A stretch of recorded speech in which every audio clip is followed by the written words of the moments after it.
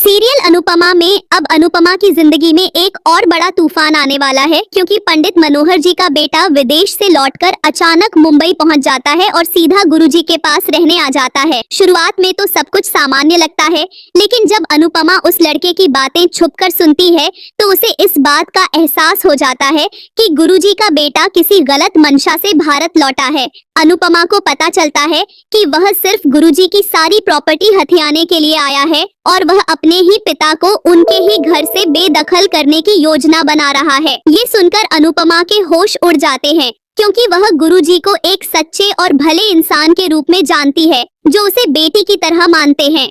अनुपमा को यह चिंता सताने लगती है कि अगर गुरुजी ने अपने बेटे पर आंख बंद करके भरोसा किया तो वह अपनी पूरी जिंदगी की कमाई और इज्जत दोनों खो देंगे। लेकिन गुरुजी तो अपने बेटे के लौटने से इतने खुश हैं कि वो बिना किसी शक के अपनी सारी संपत्ति बेटे के नाम करने की बात कह देते हैं, जिससे उस लालची बेटे की खुशी का ठिकाना नहीं रहता, क्योंकि यही मौका वह कब से ढूंढ रहा था। अब अनुपमा गुरुजी को उनके बेटे की असलियत दिखाने की हर कोशिश करती है, लेकिन बीच में उसे खुद भी तमाम परेशानियों का सामना करना पड़ता है, क्योंकि गुरुजी अपने बेटे पर आंख मूंद कर भरोसा कर चुके होते हैं।